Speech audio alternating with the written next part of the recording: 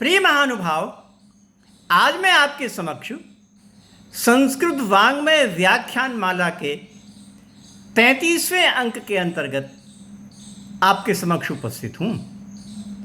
आज भी मेरा विषय पूर्वोक्त है कि वेदों में अलंकार तथा परवर्ती संस्कृत साहित्य पर उसका प्रभाव।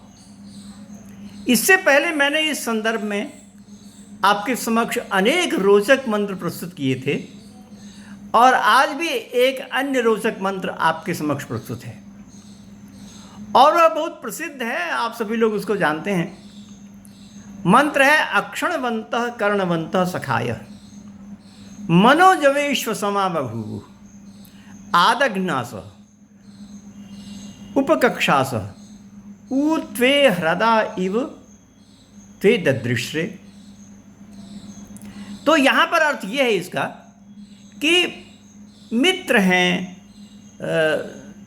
छात्र हैं बहुत से,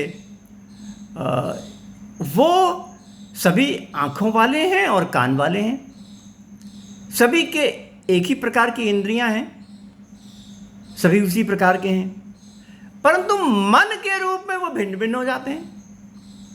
मन की गति, बुद्धि की गति, समझदारी, अध्ययन का सामर्थ्य, इस रूप में वे अलग अलग हो जाते हैं।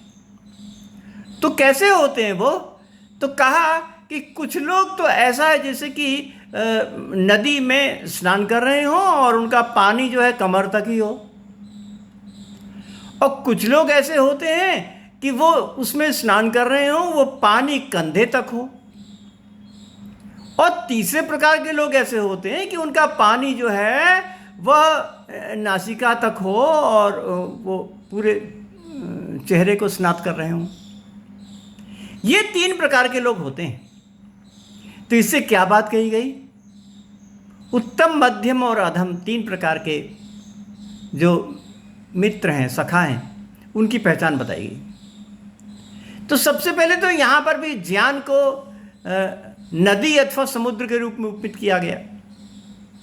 जैसा कि मैंने पिछले अंकों में आपको कहा था कि द ओशन ऑफ नॉलेज, ये मुहावरा वहाँ भी चलता है और यहाँ भी चलता है। तो अगर जो ज्ञान है वो नदी है अथवा समुद्र है, तो उस पर जो स्नान करना है वो इस प्रकार से हो ही सकता है। तो इससे अलंकार से ये बात मालूम हुई कि कुछ लोग तो होते हैं बिल्कुल अधम होते हैं, कक्ष तक उनको ज्ञान पहुंचा, मतलब काफ़ी निम्नता तक ज्ञान पहुंचा, और अन्य जो मध्यम होते हैं उसको उनका ज्ञान कुछ उच्च है, वो वहाँ तक पहुँच गया, और जो उससे उत्तम होते हैं उनका ज्ञान परम उच्च है, वो सर्वाधिक रीति से पहुँच गया। तो प्रतिभा का विश्लेषण जहाँ तक है, प्रतिभा का विश्लेषण यह भिन्न भिन्न प्रकार से होता है।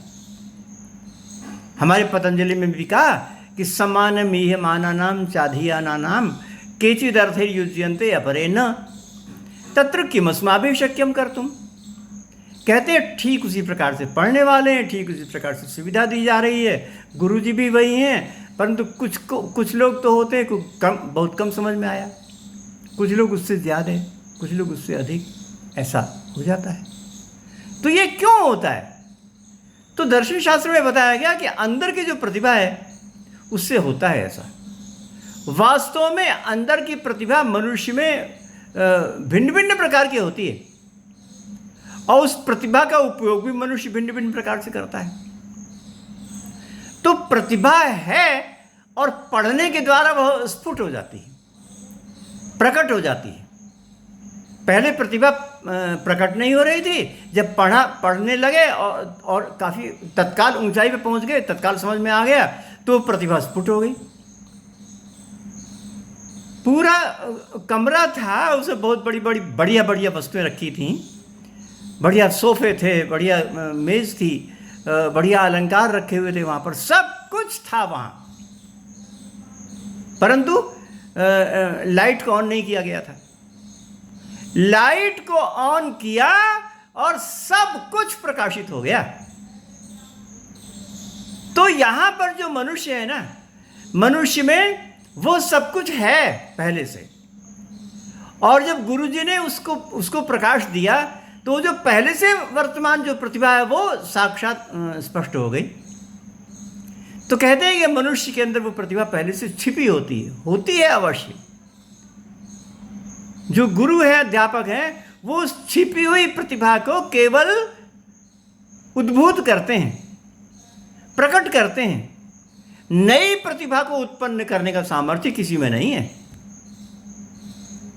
नई क्षमता को उत्पन्न करने का सामर्थ्य नहीं है। इस बात को सांख्य में कही गई, इस बात को इस रूप में यहाँ पर प्रस्तुत किया गया वेद मंत्र में। और इसके आगे जो मैंने अभी आपको उदाहरण दिए, और इसके आगे जो संस्कृत साहित्य में भी कितने सुंदर ढंग से कहा गया है।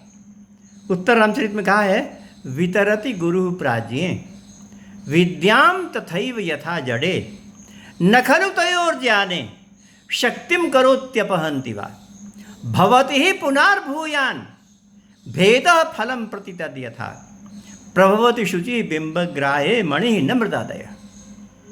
कहते गुरु तो एक ही है ना, वो सबको एक ही प्रकार से विद्या का वितरण करता है, चाहे वो प्रतिभाशाली हो या जड़ हो। परंतु फिर भी देखा जाता है कि उसका जो फल होता है ना, उसमें बहुत भिन्नता देखी जाती है, बहुत भिन्नता होती है। कोई उसको जल्दी अधिगत कर लेता है, कोई नहीं कर पाता। तो ऐसा अन्य जगह भी देखा जाता है। अगर हमारे पास जो दर्पण है वह स्वच्छ है, जिसमें कि कोई भी धूलि के कण नहीं है, तो वहाँ पर प्रकाश तत्काल अवतरित होगा, उपस्थित होगा, और जो मृत इत्यादि है उसमें नहीं हो सकता। ये बात उत्तर रामचरित में कही गई। तो मैं ये बताने की कोशिश कर रहा था कि इतनी बढ़िया जो बात कही गई वो वेदों से समतुल्य है कि नहीं। वेद का जो अक्षरवंता कर्णवंता है वो भी कितने सुंदर ढंग से कहा गया है, और उसी का अनुसरण करते हुए इस श्लोक में ये बातें कही गई।